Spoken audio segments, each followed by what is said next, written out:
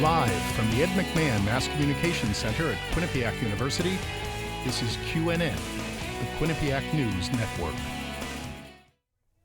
Good evening and thanks for joining us tonight. I'm Robert Grant. And I'm Raylani Nyhouse.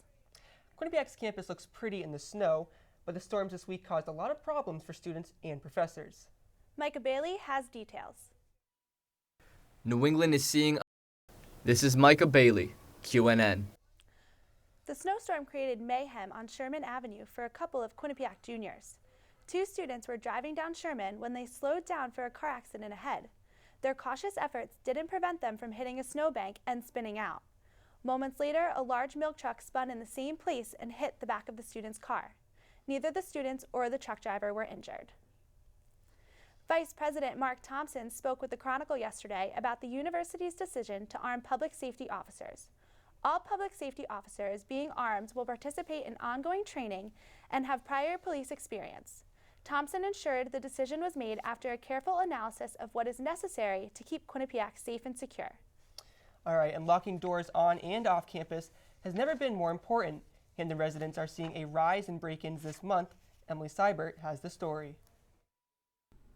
Kamachi Sharma, Emily Seibert, QNN. Paying for college is hard. Residential life has a way to ease the burden. RAs are waived room and board costs. The university is now taking applications to become a residential assistant for the upcoming semester.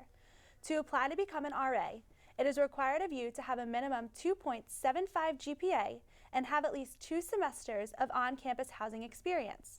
Applicants must attend an information session. The next scheduled meeting will be tomorrow in the Student Center, room 120 at noon. All right, are you eager to find out the headliner of the 6th annual Wake the Giant Spring Concert? While the wait is almost over, the headlining act will be revealed this Saturday at the QU men's basketball game versus Rider, which will take place at 2 p.m. Tickets for this game are free for students. Quinnipiac Student Media and SPJ hosted a panel discussion with Al Jazeera employees last weekend. Al Jazeera America is a basic cable and satellite news television channel. The network employees spoke about difficulties facing the news industry today, giving a glimpse into the news world that QU journalists are going to face. All right, we have some sad news for Hunger Games fans. The news developed this weekend. Stephanie Clausen has more. All right, thanks, guys. The New York Times says that 4 people were arrested on Tuesday in the investigation of actor Philip Seymour Hoffman's death. The Hunger Games star died on Sunday due to a suspected drug overdose. He had been battling a long-time heroin addiction since his 20s. Investigators searched 3 apartments in Lower Manhattan and recovered 350 bags of heroin, less than a mile from Hoffman's West Village home. The city examiner has not yet determined a definite cause for Hoffman's death. Former American Idol star Clay Aiken has announced that he is running for Congress in North Carolina. The Democrat posted his campaign video to his new website. The video featured Aiken in his childhood home speaking about his mother raising him and his abusive father.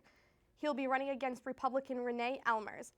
If Aiken wins, he'll be the second celebrity to hold office in Congress in North Carolina, preceded by NFL quarterback Heath Shuler. CVS pharmacies have started to pull tobacco products off of their shelves. The movement, praised by President Barack Obama and the First Lady, plans to completely rid tobacco from CVS throughout the course of the year. The pharmacy will lose approximately $2 billion worth of revenue annually from this. The hope is to help decrease the nation's high smoking rates and the 480,000 tobacco-related deaths each year. Now, stores will start to sell out their tobacco inventory, but smokers beware, because by October 1st, you won't be able to run to CVS to grab a pack of cigarettes. Back to you, Robert. All right, thanks, Stephanie. And coming up on QNN, a Quinnipiac professor just received a $60,000 grant. Find out why after the break. Plus, who knew you could shiver to burn calories? Looks like this cold weather could come in handy. We'll be right back. Quinnipiac Director of Behavioral Science, Adrian Betts, received the 2013 Young Investor Grant from the Brain and Behavior Research Foundation. Betts told the Hamden Patch she plans to use the $60,000 cash incentive to continue her research into discovering better treatments for mood disorders by creating a lab on campus. All right, and Active Minds, a nonprofit mental health awareness group, has been introduced to the Quinnipiac community this past week. This group is just one chapter of over 400 chapters nationwide. They take on the same objective to address the stigma of mental illness on college campuses. As Nicole Bursey explains, they strive to do this by promoting a positive outlook on mental health as a whole. Our main focus is to just bring those positive conversations about it here, make people more comfortable and more aware with it, so no one needs to be shy about these conversations. We have more for you in health news. Thanks, guys. And you're right, there could finally be an upside to shivering in this winter cold. A recent study from the New York Times discovered that shivering produces aerosine, the same chemical that reduces fat cells and increases metabolism. The chemical is created by muscular contractions that occur in both shivering and exercising. So, next time you're snowed in and can't make it to the gym, just stand outside in the cold for a couple of minutes. The legalization of marijuana has become increasingly common in many states. This new information from the American Journal of Public Health may make it even more popular. The study shows that states that legalize medical marijuana have seen a drop in suicide rates. In these states, suicide rates decreased by 10%. On Tuesday, the FDA launched its anti-smoking campaign geared specifically towards teens. The $115 million multimedia education campaign is called The Real Cost. The compelling ads are meant to grab the attention of people the ages of 12 to 17 who are open to experimenting with cigarettes. One commercial depicts a teen tearing off a piece of her skin in exchange for a pack of cigarettes. Well, hopefully these ads will finally get through to the younger demographic. What do you guys think? I know, definitely keep me away. Yeah, I definitely wouldn't want to smoke after that. Well, stick around for our 8-day forecast coming up next because it looks like we aren't done with the snow just yet. Plus, seems like the QU ladies are taking over the sports scene. Find out more when we come back. Welcome back. Hopefully you're not sick of the snow just yet. It looks like we have more in the forecast. We have flurries in the forecast for Friday, but it looks like the weekend will be clear and cold. But it could be a rough start to the next week with snow expected for Tuesday. Even the snow can't stop Quinnipiac's acrobatics and tumbling team. That's right. They had a big win this past weekend. QNN's Ryan DaCosta has more. Thank you, Robert. Acrobatics and tumbling made history this past Saturday against Gannon University. In their season opener, the Bobcats were not only able to capture the victory, they were also able to do it in style, sweeping all events in their meet for the first time in program history. At the halfway point, Quinnipiac led by roughly 6 points. The Bobcats were able to pull away in the second half to win with a score of 279.575 compared to Gannon's total of 260.895. The Bobcats returned to the TD Bank Sports Center for Senior Day on February 23rd when they host Baylor University at 12. Coming off a comeback victory over Dartmouth Friday night, the women's hockey team faced off against the #1 team in the ECAC as they hosted the Harvard Crimson Saturday afternoon at the High Point Solutions Arena. And we pick up in the second period. Less than 6 minutes into the frame, junior forward Cheyenne Darkangelo put the Bobcats up 1-0. In the third period, Quinnipiac freshman Emma Woods was able to break away from her defender and score to go up 2-1. Harvard was able to put pressure on the Bobcats, scoring late in regulation play to force overtime. But after a scoreless overtime period, the game ended in a 2-2 tie. And with a solid weekend, women's hockey was able to move up in the NCAA rankings to number 8 in the nation. On the men's side, after an 8-1 victory over Dartmouth, the Bobcats remain at number 3 in the USCHO.com poll. The women will head to upstate New York this weekend in arguably their toughest road trip of the season to face off against nationally ranked Clarkson and St. Lawrence. The men will also face off against those two ECAC teams at the TD Bank Sports Center Friday and Saturday night. Both of those games are set for a 7 p.m. puck drop. And finally, as the Winter Olympics are set to begin in Sochi tomorrow night, be on the lookout for one Quinnipiac Bobcat as she tries to make history. For Erika Uden Johansson, she will be competing on Sweden's national women's ice hockey squad for the second time in her career. The would-be senior forward took off this school year to train for the 22nd Olympic Winter Games in Russia. In her first Olympic Games in Vancouver in 2010, Johansson recorded 3 points, leading the Swedish team to a 4th-place finish overall. While at Quinnipiac, Johansson has posted 71 points, good for 6th place all-time. She is expected to return to Quinnipiac for the 2014-2015 season. And of course, we wish her the best of luck in these Olympic Games, and it'll certainly give Quinnipiac students a little something extra to watch during the Olympic ceremonies. Now, back to you guys. All right, thanks, Ryan.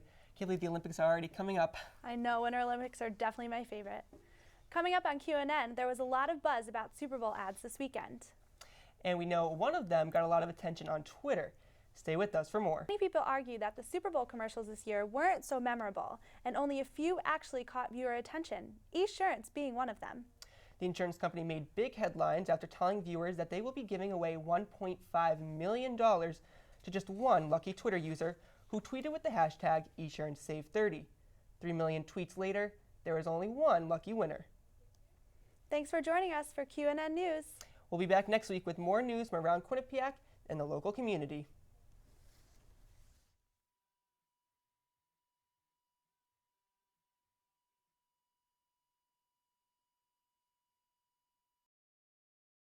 Started this because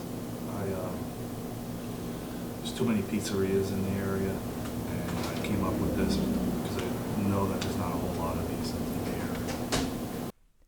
After many years of owning numerous pizzerias throughout Connecticut, East Haven native Mike Petrillo is doing something else.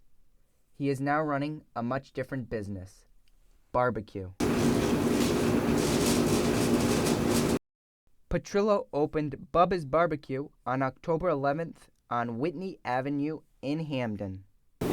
Yeah, I figured that this was the only shot that I would have, not doing pizza. It would be, and it's the only thing I could come up with. While operating pizzerias for countless years by himself, Petrillo is now getting help from a special group of people he loves: his family. This includes his wife Nellie and nieces Alicia and Brioni Norris. Mother is Bubba's Barbecue. He's my uncle. He can tell me things where a regular boss can't, so there's a lot of, not a lot of gray areas. You get told what to do and you do it or you get yelled at. The only time I would ever see them was at Thanksgiving. So I see them often now and I'm really close to them now. Although Bubba's has only been opened for 3 weeks, Petrillo sees success in the future. Wings and salads and burgers and ribs, and you have a good shot of making it. While Bubba's Barbecue is a family atmosphere and a family business that features his wife and niece, Bubba does plan to hire some additional helpers for future expansion, such as a dishwasher, a few chefs, and even a few delivery drivers in the next few days. For Journalism 291, I'm Ben Dias. They've been the primary resource at libraries everywhere since one can remember. And some people, like Hamden resident John Purick, still use them. I'll still take books out from the library also. I'll buy books too, but I still go to the library, and my wife will go to the library, same thing, and we'll actually take books out. But the times are changing, and libraries are offering a more wider range of resources than ever before. Hamden Public Library receptionist Amy Lemire sees this change firsthand.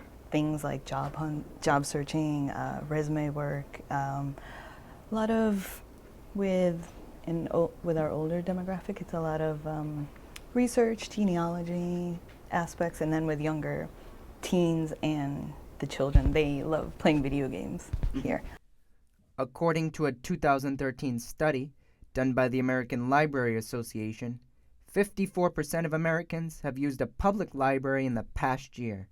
62% say libraries are the only provider of free internet access in their community, and 76% say libraries offer e-books online. I think that the day of the library, is dwindling down. It may just be a library full of computers and no books.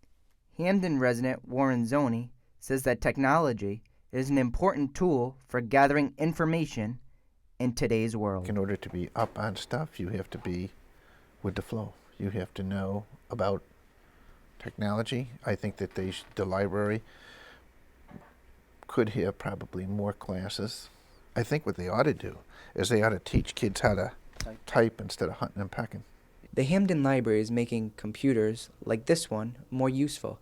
They are launching Libraries Online, or Lion, a new server dedicated to provide easier database access to patrons. They hope to have the software installed by June 1st. I'm Ben Dias, Q30 News.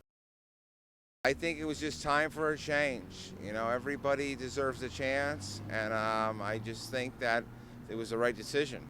For the first time in 20 years, the city of New Haven has elected a new mayor.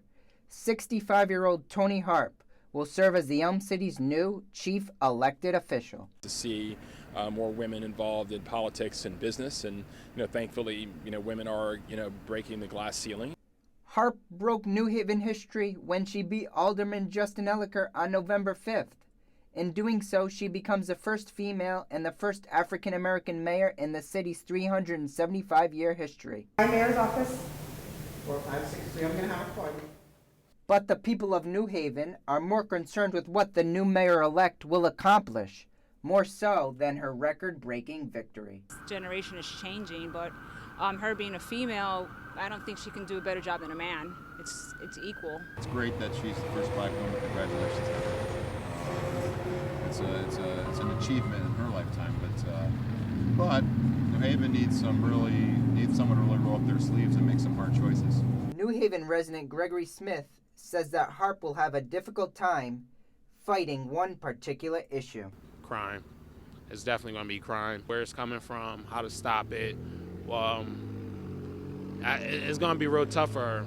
While former state senator and Democrat Tony Harp won the election last Tuesday night by 6 percentage points, residents of New Haven are eager to find out what she will bring to the table.